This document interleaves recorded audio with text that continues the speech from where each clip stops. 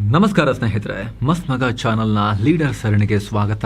ನಾನು ಅಮರ್ ಪ್ರಸಾದ್. ಇವತ್ತು ಕೇವಲ ಮುಷ್ಟಿಯಿಂದ ಜಗತ್ತನ್ನೇ ತನ್ನ ಕಡೆಗೆ ತಿರುಗಿ ನೋಡುವಂತೆ ಮಾಡಿದ ಅಪ್ರತಿಮ ಸಾಧಕರೊಬ್ಬರ ಬಗ್ಗೆ ನಾವು ನೋಡ್ತಾ ಹೋಗ್ತೀವಿ. ಕೈ ತುಂಬಾ ಹಣ, ಕೋಟ್ಯಂತರ ಅಭಿಮಾನಿಗಳು, ಹಾಗೆ world heavy wait boxing champion ಅನ್ನೋ ಕಿರೀಟ. ಒಬ್ಬ ಮನುಷ್ಯಂಗೆ ಇನ್ನೇನ್ ಬೇಕಲ್ವಾ? ಆದ್ರೆ ತನ್ನ ಒಂದೇ ಒಂದು ನಂಬಿಕೆಗಾಗಿ ಎಲ್ಲ ಐಷಾರಾಮವನ್ನ ಬದಿಗೊತ್ತಿ ಜೈಲು ಸೇರೋಕೆ ಆತ ರೆಡಿಯಾಗಿದ್ರು. ಕಡೆಗೆ ಅಮೆರಿಕ ಸರ್ಕಾರವನ್ನು ಕೂಡ ಎದುರು ಹಾಕೊಂಡ್ರು. ಸ್ನೇಹಿತರೆ, ನಾವಿವತ್ತು ಹೇಳೋಕೆ ಹೊರಟಿರೋದು ಜಗತ್ತು ಕಂಡ ಶ್ರೇಷ್ಠ ಬಾಕ್ಸರ್ ಮೊಹಮ್ಮದ್ ಅಲಿ ಬಗ್ಗೆ.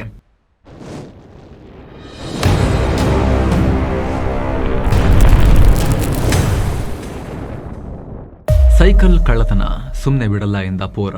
ಸ್ನೇಹಿತರೆ, ಜನವರಿ 17, 1942 ಅದು. ಕಪ್ಪು ಮತ್ತು ಬಿಳಿ ಅನ್ನೋ ತಾರತಮ್ಯದಲ್ಲಿ ಅಮೆರಿಕ ಡಿವೈಡ್ ಆಗೋಗಿತ್ತು. ಇವಾಗಲೂ ಕೂಡ ಹಾಗೆ, ಅವಾಗಲೂ ಕೂಡ ಇನ್ನೂ ಜಾಸ್ತಿನೇ ಇತ್ತು. ಕಪ್ಪು ವರ್ಣೀಯರನ್ನ ತುಂಬ ಕೀಳಾಗಿ ನೋಡ್ತಾ ಇದ್ರು. ಇಂಥ ಕಾಲದಲ್ಲಿ ಲೂಯಿಸ್ವಿಲೆ, ಕೆಂಟಕಿಯಲ್ಲಿ ಒಂದು ಮಗು ಹುಟ್ಟಿತು. ಆ ಮಗುವಿನ ಹೆಸರು ಕ್ಯಾಸಿಯಸ್ ಮಾರ್ಸಿಲಸ್ ಕ್ಲೇ ಜೂನಿಯರ್ ಅಂತ. ಇದೇ ಅವರ ಮೊದಲ ಹೆಸರು. ಆಮೇಲೆ ಅವರು ಇಸ್ಲಾಂಗೆ ಕನ್ವರ್ಟ್ ಆದಮೇಲೆ 1964ರಲ್ಲಿ ತಮ್ಮ ಹೆಸರಲ್ಲಿ ಮೊಹಮ್ಮದ್ ಅಲಿ ಅಂತ ಬದಲಾವಣೆ ಮಾಡಿಕೊಂಡ್ರು. ಮೊಹಮ್ಮದ್ ಅಲಿ ಅವರ ತಂದೆ Cassius Marcellus Clay senior sign ಮತ್ತು ಬಿಲ್ ಬೋರ್ಡ್ ವರ್ಣಚಿತ್ರಕಾರರಾಗಿದ್ದರು. ತಾಯಿ Odessa Grady Clay domestic servant ಆಗಿ ಮನೆಗಳಲ್ಲೆಲ್ಲ ಮನೆ ಕೆಲಸ ಮಾಡಿಕೊಡೋ ಕೆಲಸ ಮಾಡ್ತಾ ಇದ್ರು. ಸ್ನೇಹಿತರೆ, boxing super star Muhammad Ali ಆದ್ರು ಇವರು. ಆದರೆ ಈ ಮಗು ಒಂದಿನ ಗ್ಲೋಬಲ್ ಐಕಾನ್ ಆಗುತ್ತೆ ಅಂತ ಹೇಳಿ ಯಾರೂ ಊಹೆ ಮಾಡಿರಲಿಲ್ಲ. ಯಾಕಂದರೆ ಹುಟ್ಟಿದಾಗಿನಿಂದ ಮೊಹಮ್ಮದ್ ಅಲಿ ದೈಹಿಕವಾಗಿ ಅಷ್ಟೊಂದು ಸ್ಟ್ರಾಂಗ್ ಇರಲಿಲ್ಲ, ಮಾಮೂಲಿ ಆಗಿದ್ರು. ಆದರೆ ಚಿಕ್ಕಂದಿನಿಂದಲೂ ಅವರಿಗೆ ತಮ್ಮ ಮೇಲೆ ಅಪಾರವಾದ ನಂಬಿಕೆ ಇತ್ತು. ಯಾವಾಗ ಇವರಿಗೆ 12 ವರ್ಷ ಆಯಿತೋ ಆಗ ಇವರ ಜೀವನದಲ್ಲಿ ಒಂದು ಘಟನೆ ನಡೀತು. ಅದು ಅವರ ಜೀವನವನ್ನು ಬದಲಾಯಿಸಿತು. ಹೊಸ ಇತಿಹಾಸದ ರಚನೆ ಆಯಿತು. ಏನದು? ಒಂದಿನ ಅವರ ಪುಟ್ಟದಾಗಿರೋ ಕೆಂಪು ಮತ್ತು ಬಿಳಿ ಬಣ್ಣದ ಸೈಕಲನ್ನು ಯಾರೋ ಕದ್ದುಬಿಟ್ರು. ಸಿಟ್ಟಾದ ಬಾಲಕ ಮೊಹಮ್ಮದ್ ಅಲಿ ಅಳ್ತಾ ನೇರವಾಗಿ ಸ್ಥಳೀಯ ಪೊಲೀಸರ ಹತ್ರ ಹೋಗ್ತಾರೆ. ಹೋಗಿ ನನ್ನ ಸೈಕಲನ್ನು ಯಾರೋ ಕದ್ದಿದ್ದಾರೆ, ಅವ್ರನ್ನ ಸುಮ್ಮನೆ ಬಿಡಲ್ಲ, ಸರಿಯಾಗಿ ಹೊಡಿತೀನಿ ಅಂತ ಹೇಳ್ತಾರೆ. ಆಗ ಪೊಲೀಸ್ ನಗ್ತಾ ಹೇಳ್ತಾರೆ, ಏ ಹುಡುಗ, ಬೇರೆಯವರೊಂದಿಗೆ ಹೊಡೆದಾಡ್ತಾನಂತೆ, ಮೊದಲು ಹೇಗೆ ಫೈಟ್ ಮಾಡ್ತಾರೆ ಅಂತ ಹೇಳಿ ಫಸ್ಟ್ ಕಲ್ತ್ಕೋ, ಫೈಟಿಂಗ್ ಮಾಡೋಕ್ಕೆ ಬರುತ್ತೆ ನಿನಗೆ ಅಂತ ಕೇಳ್ತಾರೆ. ಹೀಗೆ ಹೇಳಿರೋ ಪೊಲೀಸ್ ಅಧಿಕಾರಿ ಹೆಸರು ಜೋ ಮಾರ್ಟಿನ್ ಅಂತ. ಅವರು ಯುವ ಬಾಕ್ಸರ್ಗಳಿಗೆ ಟ್ರೈನಿಂಗ್ ಕೂಡ ಕೊಡ್ತಾ ಇದ್ರು. ಇವರು ಮೊಹಮ್ಮದ್ ಅಲಿಗೆ ಈ ಥರ ಹೇಳ್ತಾರೆ, ಕಲಿತೀನಿ ಅಂತ ಹೇಳ್ತಾರೆ ಮೊಹಮ್ಮದ್ ಅಲಿ. ಹೌದಾ, ಕಲಿತಿ, ಇಂಟ್ರೆಸ್ಟ್ ಇದೆಯಾ? ಇಂಟ್ರೆಸ್ಟ್ ಇದೆ, ಆಗ ನಾನೇ ಹೇಳ್ಕೊಡ್ತೀನಿ. ಯಾಕಂದರೆ ಇವರು ಅವಾಗ ಹೇಳಿದ್ವಲ್ಲ ನಿಮಗೆ, ಕೋಚಿಂಗ್ ಎಲ್ಲ ಕೊಡ್ತಾ ಇರ್ತಾರೆ ಬಾಕ್ಸಿಂಗು ಅಂಥೇಳಿ. ಶಿಷ್ಯನನ್ನು ಆಯ್ಕೆ ಮಾಡ್ಕೊತಾರೆ. ಅಲ್ಲೇ ಮೊಹಮ್ಮದ್ ಅಲಿಗೆ ಡೆಸ್ಟಿನಿಯ ಬಾಗಿಲನ್ನು ಓಪನ್ ಮಾಡ್ತಾರೆ. ಟ್ರೈನಿಂಗ್ ಶುರುವಾಗುತ್ತೆ. ನೋಡಿ, ಎಂಥ ವಿಚಿತ್ರ ರೀತಿಯಲ್ಲಿ ಅವಕಾಶದ ಬಾಗಿಲು ಓಪನ್ ಆಗುತ್ತೆ ಅಂತೇಳಿ. ನಾನೇ ಗ್ರೇಟ್, ನಕ್ಕವರ ಮುಂದೆ ಇತಿಹಾಸ ಸೃಷ್ಟಿ. ಸ್ನೇಹಿತರೆ, ಬಾಕ್ಸಿಂಗ್ ಕಲಿತಾ ಬಾಲಕ ಮೊಹಮ್ಮದ್ ಅಲಿಗೆ ತನ್ನ ಸೈಕಲ್ ಕಳುವಾಗಿರೋದು ಮರ್ತೇ ಹೋಯಿತು. ಬಾಕ್ಸಿಂಗ್ ಮೇಲೆ ವಿಪರೀತ ಲವ್ ಆಗೋಕೆ ಆರಂಭ ಆಯಿತು. ನಿರಂತರವಾಗಿ ಟ್ರೈನಿಂಗ್ ಪಡಿತಾ ಹೋದರು. ಬೇರೆ ಮಕ್ಕಳು ಆಟ ಆಡ್ತಾ ಇದ್ರೆ ಮೊಹಮ್ಮದ್ ಅಲಿ ಶ್ಯಾಡೋ ಬಾಕ್ಸಿಂಗ್ ಮಾಡ್ತಾ ಇದ್ರು. ಬೇರೆ ಮಕ್ಕಳು ಮಲಗ್ತಾ ಇದ್ರೆ Muhammad Ali world boxing champion ಆಗೋ ಬಗ್ಗೆ ಕನಸು ಕಾಣ್ತಾ ಇದ್ರು. ಅವರು ಎಲ್ಲರಿಂದ ವಿಭಿನ್ನವಾಗಿರೋಕೆ ಅವರ ಟ್ಯಾಲೆಂಟ್ ಮಾತ್ರ ಕಾರಣ ಅಲ್ಲ, ಜೊತೆಗೆ ಅವರ ಒಳಗಿದ್ದ ಕಾನ್ಫಿಡೆನ್ಸ್ ಕೂಡ ಕಾರಣ. ಯಾವ ಲೆವೆಲ್ಗೆ ಅಂದರೆ, ಐ ಆಮ್ ದಿ ಗ್ರೇಟೆಸ್ಟ್ ಅಂತ ಹೇಳ್ತಾ ಇದ್ರು. ಅದನ್ನು ಕೇಳಿ ಜನ ನಗ್ತಾ ಇದ್ರು, ಯಾವನ ನೀನು ಗ್ರೇಟೆಸ್ಟ್ ಅಂತೇಳಿ ಅಪಹಾಸ್ಯ ಮಾಡ್ತಾ ಇದ್ರು. ಆದರೆ ಮೊಹಮ್ಮದ್ ಅಲಿ ಮಾತ್ರ ತಲೆ ಕೆಡಿಸ್ಕೊಳಕ್ಕೆ ಹೋಗಿಲ್ಲ. ಒಳಗಡೆ ಆ ಪೊಟೆನ್ಷಿಯಲ್ ನನ್ನ ಹತ್ರ ಇದೆ ಗ್ರೇಟೆಸ್ಟ್ ಆಗೋಕ್ಕೆ, ನಾನು ನನ್ನ ಪ್ರಕಾರ ಆಲ್ರೆಡಿ ಆಗಿದ್ದೀನಿ, ನಿಮ್ಮೆಲ್ಲರ ಪ್ರಕಾರ ಮುಂದೆ ಆಗ್ತೀನಿ ಅಂಥೇಳಿ ಹೆಜ್ಜೆ ಮೇಲೆ ಹೆಜ್ಜೆ ಇಡ್ತಾ ಹೋದರು ಗ್ರೇಟ್ನೆಸ್ ಕಡೆಗೆ. ಸ್ನೇಹಿತರೆ, ಎಷ್ಟೋ ಸೈಕಾಲಜಿಸ್ಟ್ಗಳು ಆಮೇಲೆ ತುಂಬ ಲೇಟರ್ ನಾವು ಪದೇ ಪಾಸಿಟಿವ್ ಆಗಿ ಹೇಳ್ತಾ ಇದ್ದರೆ, ನಮ್ಮ ಮೇಲೆ ತುಂಬ ನಂಬಿಕೆ ಜಾಸ್ತಿ ನಮಗೆ ಇದ್ದರೆ ಕಾನ್ಫಿಡೆನ್ಸ್ ಹೆಚ್ಚಾಗುತ್ತೆ, ನಮ್ಮ ಪರ್ಫಾರ್ಮೆನ್ಸ್ ಕೂಡ ಇಂಪ್ರೂವ್ ಆಗ್ತಾ ಹೋಗುತ್ತೆ ಅಂಥೇಳಿ ಹೇಳೋಕೆ ಶುರು ಮಾಡಿದ್ರು. ಆದರೆ ಮೊಹಮ್ಮದ್ ಅಲಿ ಈ ಹೇಳಿಕೆಗಳು ಫೇಮಸ್ ಆಗೋಕ್ಕೂ ಮುಂಚೆ ವೈಯಕ್ತಿಕ ಮಟ್ಟದಲ್ಲಿ ಯಾವುದೇ ಸೈಕಾಲಜಿಯನ್ನು ಓದದೆ ಅದನ್ನು ಅವ್ರು ಹೇಳ್ತಾ ಇದ್ರು, ನಾನು ಗ್ರೇಟ್ ಅಂತ. ಇವರು ಹೀಗೆ ಮುಂದುವರಿತಾ ಯಂಗ್ ಏಜ್ನಲ್ಲೇ 6 ಕೆಂಟಕಿ ಗೋಲ್ಡ್ ಗ್ಲೌಸ್ ಟೈಟಲನ್ನು ಪಡ್ಕೊಂಡ್ರು. ಆಮೇಲೆ 2 ನ್ಯಾಷನಲ್ ಗೋಲ್ಡ್ ಗ್ಲೌಸ್ ಚಾಂಪಿಯನ್ಶಿಪ್ಪನ್ನು ಗೆದ್ಕೊಂಡ್ರು. ಆಮೇಲೆ ಅಮೆಚೂರ್ ಅಥ್ಲೆಟಿಕ್ ಯೂನಿಯನ್ ಟೈಟಲನ್ನು ಪಡ್ಕೊಂಡ್ರು. ಆಮೇಲೆ 1960ರಲ್ಲಿ ರೋಮ್ ಒಲಿಂಪಿಕ್ಸ್ನಲ್ಲಿ ಮೊಹಮ್ಮದ್ ಅಲಿ ಅಮೆರಿಕವನ್ನು ಪ್ರತಿನಿಧಿಸಿದ್ರು. ಆಗ ಅವರಿಗೆ ಜಸ್ಟ್ 18 ವಯಸ್ಸು. ಅಲ್ಲಿ ಲೈಟ್ ಹೆವಿ ವೇಟ್ ಡಿವಿಷನ್ನಲ್ಲಿ ಒಲಿಂಪಿಕ್ ಗೋಲ್ಡ್ ಮೆಡಲ್ ಗಿಟ್ಟಿಸ್ಕೊಂಡ್ರು. ನ್ಯಾಷನಲ್ ಹೀರೋ ಆಗಿ ಅಮೆರಿಕಾಗೆ ಮೆಡಲ್ ತಂದುಕೊಟ್ರು. ಎಷ್ಟು ಮೆಡಲ್ ಗೆದ್ದು ಅಮೆರಿಕದ ಕೀರ್ತಿಯನ್ನು ಹೆಚ್ಚು ಮಾಡಿದ್ರು. ಅಮೆರಿಕದ ಕಪ್ಪು ಬಿಳುಪು ಅನ್ನೋ ಕೊಳಕು ಮೈಂಡ್ಸೆಟ್ ಮಾತ್ರ ಇನ್ನೂ ಹಾಗೇ ಇತ್ತು. ದೇಶಕ್ಕೆ ಗೌರವ ತಂದುಕೊಡ್ತಿದ್ದಾರೆ ಮನುಷ್ಯ ಅನ್ನೋ ಕಿಂಚಿತ್ತು ಭಾವನೆಯೂ ಇರದೆ ಮೊಹಮ್ಮದ್ ಅಲಿ ಕಪ್ಪು ವರ್ಣೀಯರು ಅನ್ನೋ ಒಂದೇ ಒಂದು ಕಾರಣಕ್ಕೆ ಅವರಿಗೆ ರೆಸ್ಟೋರೆಂಟ್ಗಳಲ್ಲಿ ಸರ್ವ್ ಮಾಡೋಕ್ಕೂ ಹಿಂದೆ ಮುಂದೆ ನೋಡ್ತಾ ಇದ್ರು. ಈ ಅವಮಾನ ಕೂಡ ಮುಂದೆ ಮೊಹಮ್ಮದ್ ಅಲಿ ಅವರ ಭವಿಷ್ಯವನ್ನು ಚೇಂಜ್ ಮಾಡ್ತು. ಕೇವಲ ಬಾಕ್ಸರ್ ಅಲ್ಲ, ಕಂಪ್ಲೀಟ್ ಎಂಟರ್ಟೈನರ್. ಸ್ನೇಹಿತರೆ, ಇಂಟ್ರೆಸ್ಟಿಂಗ್ ವಿಚಾರ ಅಂದರೆ ಬಾಕ್ಸಿಂಗ್ ರಿಂಗ್ನಲ್ಲಿ ಎದುರಾಳಿಯನ್ನು ಚಚ್ಚಿ ಬಿಸಾಕ್ತಾ ಇದ್ದ ಪ್ರೊಫೆಷನಲ್ ಬಾಕ್ಸರ್ ಮೊಹಮ್ಮದ್ ಅಲಿ ಒಳಗೊಂದು ಅದ್ಭುತ ಎಂಟರ್ಟೈನರ್ ಕೂಡ ಅಡಗಿದ್ದ. ಬೇರೆ ಬಾಕ್ಸರ್ಗಳ ಹಾಗೆ ಸೈಲೆಂಟ್ ಮತ್ತು ಸೀರಿಯಸ್ ಆಗಿರೋ ಬದಲು ಮೊಹಮ್ಮದ್ ಅಲಿ ಎಲ್ಲರನ್ನ ಎಂಟರ್ಟೈನ್ ಮಾಡ್ತಾಯಿದ್ರು. ಬಾಕ್ಸಿಂಗ್ ರಿಂಗ್ ಒಳಗಡೆ ಡ್ಯಾನ್ಸ್ ಮಾಡ್ತಾಯಿದ್ರು, ಜೋಕ್ ಮಾಡ್ತಾಯಿದ್ರು, ನಗ್ತಾಯಿದ್ರು. ಯಾವಾಗ ನಾನು ಗೆಲ್ತೀನಿ ಅನ್ನೋದನ್ನು ಕೂಡ ಕಾನ್ಫಿಡೆಂಟಾಗಿ ಹೇಳ್ತಾಯಿದ್ರು. ಬಾಕ್ಸಿಂಗ್ ವೇಳೆ ತಮ್ಮ ಎದುರಾಳಿಗಳ ಬಗ್ಗೆ ಹಾಸ್ಯಮಯ ಕವಿತೆಗಳನ್ನು ಹೇಳ್ತಾಯಿದ್ರು. ಇದು ಜನರನ್ನ ಬರೀ ಬಾಕ್ಸಿಂಗಿಂತ ಹೆಚ್ಚಾಗಿ ಒಂದು ಎಂಟರ್ಟೈನ್ಮೆಂಟ್, ಬೇರೆ ರೀತಿಯ ಆಡಿಯನ್ಸ್ನ ಕೂಡ ಹೇಳ್ಕೊಂಬಂತು. ಅವರ ಫೈಟ್ ನೋಡೋಕ್ಕೆ ಜನ ಮಾಸ್ ಆಗಿ ಮುಗಿಬಿದ್ರು. ಟಿಕೆಟ್ ರಾಕೆಟ್ ವೇಗದಲ್ಲಿ ಖಾಲಿ ಆಗ್ತಾ ಇದ್ವು.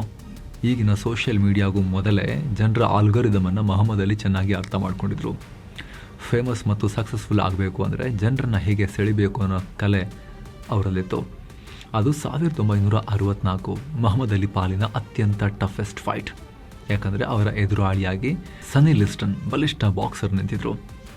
ಆಗಿನ ಕಾಲದಲ್ಲಿ ಇವ್ರನ್ನ ಬೀಟ್ ಮಾಡೋದು ಅಸಾಧ್ಯ ಅನ್ನೋ ವಾದ ಇತ್ತು. 28 ಫೈಟ್ಗಳ ವಿನ್ನಿಂಗ್ ಸ್ಟ್ರೀಕ್ ಇವರ ಹೆಸರಲ್ಲಿತ್ತು, ಅನ್ಬೀಟಬಲ್ ಆಗಿ.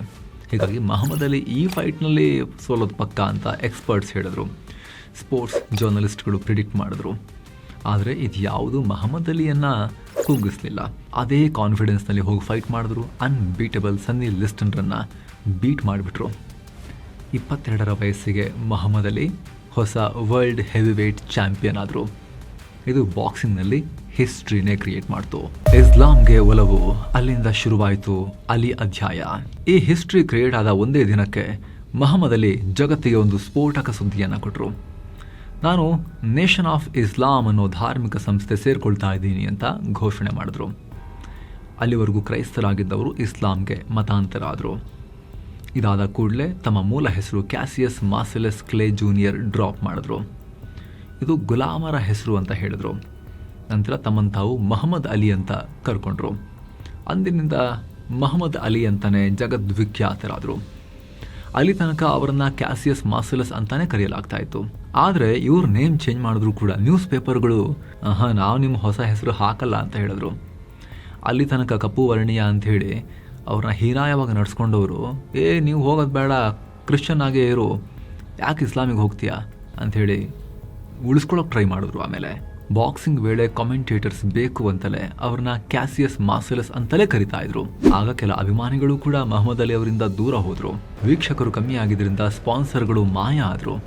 ಯುದ್ಧಕ್ಕೆ ಎಲ್ಲವನ್ನು ಕಳೆದುಕೊಂಡ ಅಲಿ. ನಿಮಗೆಲ್ಲ ಗೊತ್ತಿರೋ ಹಾಗೆ 1965ರಲ್ಲಿ ಅಮೆರಿಕ ವಿಯೆಟ್ನಾಂ ಜೊತೆಗೆ ಯುದ್ಧಕ್ಕಿಳಿದಿತ್ತು. ಆ ವಿಯೆಟ್ನಾಂ ಯುದ್ಧದ ವೇಳೆ 1967ರಲ್ಲಿ ಅಮೆರಿಕ ಸರ್ಕಾರ ಈ ಯುದ್ಧದಲ್ಲಿ ಹೋರಾಡೋಕೆ ಮೊಹಮ್ಮದ್ ಅಲಿ ಅವರನ್ನ ಸೇನೆಗೆ ಸೇರಿಸ್ಕೊಳ್ಳೋಕೆ ಮುಂದಾಯಿತು. ಆಗಿನ ಕಾಲದಲ್ಲಿ ಅಮೆರಿಕದ ಪುರುಷರು ಮಿಲಿಟರಿಗೆ ಸೇರೋದು ಕಂಪಲ್ಸರಿ ಇತ್ತು. ಹೀಗಾಗಿ ಇದಕ್ಕೆ ಅಲಿ ಒಪ್ಕೊಳ್ತಾರೆ ಅಂತ ಎಲ್ಲರೂ ಅಂದ್ಕೊಂಡಿದ್ರು. ಆದರೆ ಇಲ್ಲೂ ಮೊಹಮ್ಮದ್ ಅಲಿ ತಮಗೆ ಅನಿಸಿರೋದನ್ನೇ ಮಾಡ್ತೀನಿ ಅಂತ ಹೇಳಿದ್ರು. ನನಗೆ ಮಿಲಿಟ್ರಿಗೆ ಸೇರೋಕೆ ಇಷ್ಟ ಇಲ್ಲ, ನಾನು ಬಾಕ್ಸರ್, ನನಗೆ ಫೋರ್ಸ್ ಮಾಡಬೇಡಿ ಅಂತ ಅವರು ಸೇರಲಿಲ್ಲ. ನನಗೆ ದಕ್ಷಿಣ ವಿಯೆಟ್ನಾಂನಲ್ಲಿ ಆಪರೇಟ್ ಆಗ್ತಿರೋ ಕಮ್ಯುನಿಸ್ಟ್ ಫೈಟರ್ಸ್ ವಿರುದ್ಧ ಯಾವುದೇ ವೈಯಕ್ತಿಕ ದ್ವೇಷ ಇಲ್ಲ. ನನಗೆ ಯಾಕೆ ಫೋರ್ಸ್ ಮಾಡ್ತೀರಾ ಫೈಟ್ ಮಾಡೋಕ್ಕೆ? ನನ್ನ ಹಕ್ಕುಗಳನ್ನು ಗೌರವಿಸಿ. ನಾನು ಮಿಲಿಟ್ರಿಗೆ ಸೇರಿ ಅವ್ರ ವಿರುದ್ಧ ಹೋಗಿ ಅಲ್ಲಿ ಯುದ್ಧ ಮಾಡೋದಿಲ್ಲ ಅಂತ ಹೇಳಿದ್ರು. ಅಲ್ಲದೆ ನನ್ನ ಇಸ್ಲಾಂ ನಂಬಿಕೆಯಾಗಲಿ ವೈಯಕ್ತಿಕ ನೈತಿಕ ಸಿದ್ಧಾಂತಗಳಾಗಲಿ ಇದನ್ನು ಹೇಳ್ಕೊಟ್ಟಿರೋದಲ್ಲ. ನಾನು ವಿಯೆಟ್ನಾಂ ಕದನದಲ್ಲಿ ಹೋಗಲ್ಲ ಅನ್ನೋದು ನನ್ನ ವೈಯಕ್ತಿಕ ನಂಬಿಕೆ.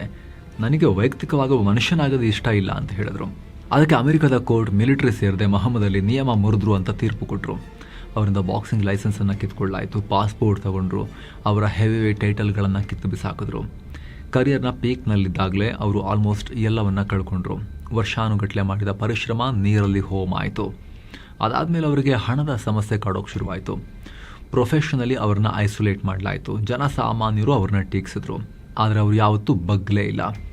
1971ರಲ್ಲಿ ಅಮೆರಿಕದ ಸುಪ್ರೀಂ ಕೋರ್ಟ್ ಅವರ ವಿರುದ್ಧ ಕೊಟ್ಟಿದ್ದ ಅಪರಾಧಿ ತೀರ್ಪನ್ನು ಕ್ಯಾನ್ಸಲ್ ಮಾಡಿತು. Boxing come back, the rumble in the jungle. ಸುದೀರ್ಘ ಗ್ಯಾಪ್ನ ನಂತರ ಅಲಿ ಮತ್ತೆ ರಿಂಗ್ ಹಿಡಿದಾಗ ಕಾಂಪಿಟೇಷನ್ ತುಂಬ ಸ್ಟ್ರಾಂಗ್ ಆಗಿತ್ತು. ಮೊಹಮ್ಮದ್ ಅಲಿ ಅವರಿಗೆ ವಯಸ್ಸು ಆಗಿತ್ತು. ಅಲಿ ಕತೆ ಮುಗಿದು ಹೋಯಿತು ಅಂತಲೇ ಜನ ಮಾತನಾಡ್ಕೊಳ್ತಾ ಇದ್ರು. ಆಗ ಬಂದಿದ್ದೆ 1974ರಲ್ಲಿ ನಡೆದ ಇತಿಹಾಸದ most legendary match, the rumble in the jungle. ಅಲ್ಲಿ ಮೊಹಮ್ಮದ್ ಅಲಿಗೆ ಎದುರಾಳಿಯಾಗಿ ಜಾರ್ಜ್ ಫೋರ್ಮನ್ ನಿಂತಿರ್ತಾರೆ. ಇವರು ತುಂಬಾ ಸ್ಟ್ರಾಂಗ್ ಇದ್ರು. ಅಲಿ ಅವ್ರಿಗಿಂತ ವಯಸ್ಸಲ್ಲಿ ಯಂಗ್ ಇದ್ರು. ಇವರ ಮುಂದೆ ನಿಂತ ಆಲ್ಮೋಸ್ಟ್ ಎಲ್ಲ ಸ್ಪರ್ಧಿಗಳು ಸೋತು ಸುಣ್ಣ ಆಗ್ತಾ ಇದ್ರು. ಹೀಗಾಗಿ ಈ ಬಾರಿನೂ ಮೊಹಮ್ಮದ್ ಅಲಿಗೆ ಸೋಲೆ ಗತಿ ಅಂತ ತಜ್ಞರು ಅಂದಾಜಿಸಿದ್ರು. ಆದರೆ ಸ್ಪೋರ್ಟ್ಸ್ ಹಿಸ್ಟ್ರಿಯ ಅದ್ಭುತವಾದ ಸ್ಟ್ರಾಟಜಿಯನ್ನು ಅಲಿಯಲ್ಲಿ ಪ್ರಯೋಗ ಮಾಡಿದ್ರು. ಅದೇ ರೋಪ್ ಅ ಡೋಪ್ ಸ್ಟ್ರಾಟಜಿ. ಅಂದರೆ ಈಗ ಬಾಕ್ಸಿಂಗ್ ರಿಂಗ್ ಸುತ್ತ ಹಗ್ಗ ಇರುತ್ತಲ್ಲ, ಅದರಲ್ಲಿ ಮೊಹಮ್ಮದ್ ಅಲಿ ಹೆಚ್ಚು ಕಾಲ ಹೊರಗೆ ನಿಲ್ತಾ ಇದ್ರು. ತಮ್ಮ ಮುಖಕ್ಕೆ ಕೈಗಳನ್ನು ಅಡ್ಡ ಇಟ್ಟು ಎದುರಾಳಿ ಫೋರ್ಮನ್ ನೀಡ್ತಾ ಇದ್ದ ಪಂಚನ್ನು ಸಹಿಸ್ಕೊಳ್ತಾ ಇದ್ರು. ಆಗ ಎದುರಾಳಿಯ ಎನರ್ಜಿ ಹಂತ ಹಂತವಾಗಿ ಕಮ್ಮಿ ಆಗ್ತಾ ಹೋಯಿತು.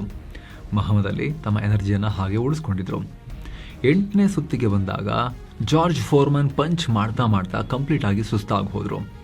ಆಗ ಅಲಿ ಡಿಫೆನ್ಸಿವ್ ಮೋಡ್ನಿಂದ ಅಫೆನ್ಸಿವ್ ಮೋಡ್ಗೆ ತಿರುಗಿದ್ರು. ಬ್ಯಾಕ್ ಟು ಬ್ಯಾಕ್ ಸ್ಪೀಡಾಗಿ ಎದುರಾಳಿಗೆ ಪಂಚ್ ಮಾಡ್ತಾ ಹೋದರು. ಆಗ ಫೋರ್ಮನ್ ಕುಸಿದು ಬಿದ್ದರು. ಮೊಹಮ್ಮದ್ ಅಲಿ ಮತ್ತೊಮ್ಮೆ ಬಾಕ್ಸಿಂಗ್ ಹೆವಿವೇಟ್ ಚಾಂಪಿಯನ್ ಆಗಿ ಮತ್ತೊಮ್ಮೆ ತಲೆ ಎತ್ಕೊಂಡು ಬಂದರು. ಬಾಳಲ್ಲಿ ಬಿರುಗಾಳಿ, ಪಾರ್ಕಿನ್ಸನ್ ಅನ್ನೋ ಫೈನಲ್ ಫೈಟ್. ಹೀಗೆ ಹಲವು ವರ್ಷಗಳ ಕಾಲ ಮೊಹಮ್ಮದ್ ಅಲಿ ಬಾಕ್ಸಿಂಗ್ ಕಂಟಿನ್ಯೂ ಮಾಡಿದ್ರು. 3 ಬಾರಿ ಹೆವಿವೇಟ್ ಚಾಂಪಿಯನ್ ಟೈಟಲ್ ಪಡೆದ ಮೊದಲ ಬಾಕ್ಸರ್ ಅನ್ನೋ ಹೆಗ್ಗಳಿಕೆಗೆ ಪಾತ್ರರಾದರು. ಆದರೆ ಜೀವನ ಅವ್ರಿಗೊಂದು ಕೊನೆಯ ಸವಾಲನ್ನು ಹಾಕ್ತು. 1980ರಲ್ಲಿ ಮೊಹಮ್ಮದ್ ಅಲಿಗೆ ಪಾರ್ಕಿನ್ಸನ್ ಸಿಂಡ್ರೋಮ್ ಇರೋದು ಗೊತ್ತಾಯಿತು.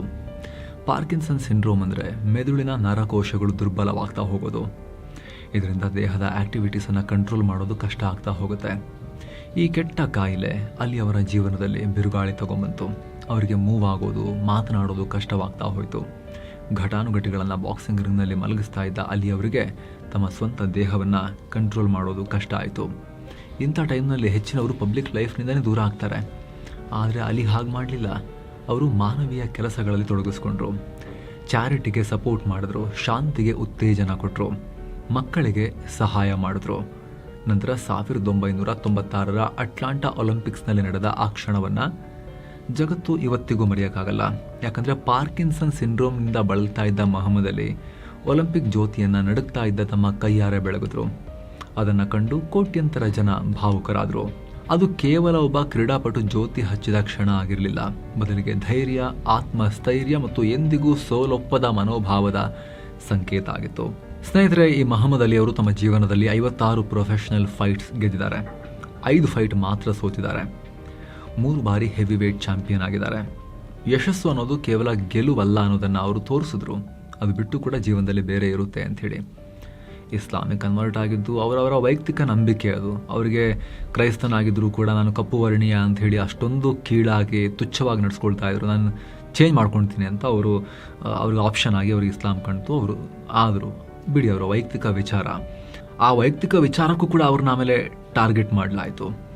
ಅವರು ಮತಾಂತರ ಆದ ಮುಸ್ಲಿಮನಾಗಿ ಆಮೇಲೆ ಇಸ್ಲಾಂನ ಮೂಲ ತತ್ವಗಳನ್ನು ನಾನು ಹೇಳ್ತೀನಿ ನೋಡಿ, ಇದರಲ್ಲಿ ನನಗೆ ಯುದ್ಧ, ಹಿಂಸೆ ಇದೆಲ್ಲ ನನಗೆ ಹೇಳ್ಕೊಡಲ್ಲ. ಇದು ನೋಡಿ, ಆ್ಯಕ್ಚುಲಿ ಇಸ್ಲಾಂ ಇದನ್ನು ಹೇಳ್ಕೊಡುತ್ತೆ ಅಂಥೇಳಿ ಅವರು ಕನ್ವರ್ಟ್ ಆಗಿರೋ ಮುಸ್ಲಿಂ ಆದರೂ ಕೂಡ ಇಡೀ ಜಗತ್ತಿನ ಮುಸ್ಲಿಮರಿಗೂ ಕೂಡ ಆದರ್ಶಪ್ರಾಯವಾಗಿ ಬದುಕೋ ರೀತಿಯಲ್ಲಿ ಅವರು ಶಾಂತಿ ಸಂದೇಶವನ್ನು ರವಾನೆ ಮಾಡಿದವರಾದರು. ಆಮೇಲೆ ಅವರು ಇಂಥ ಮೊಹಮ್ಮದ್ ಅಲಿ ಜೂನ್ 3, 2016ರಲ್ಲಿ ತಮ್ಮ 74ನೇ ವಯಸ್ಸಲ್ಲಿ ತೀರ್ಕೊಂಡ್ರು.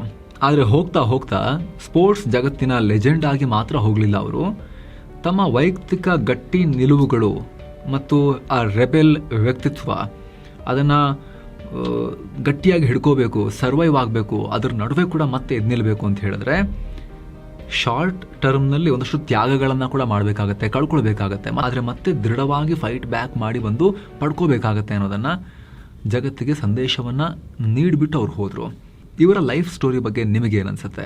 ಮಿಸ್ ಇಲ್ಲದೆ ಕಾಮೆಂಟ್ ಮಾಡಿ ತಿಳಿಸಿ ಸ್ನೇಹಿತರೆ. ಮತ್ತೆ ಭೇಟಿ ಆಗ್ತಿರೋಣ. ನಮಸ್ಕಾರ.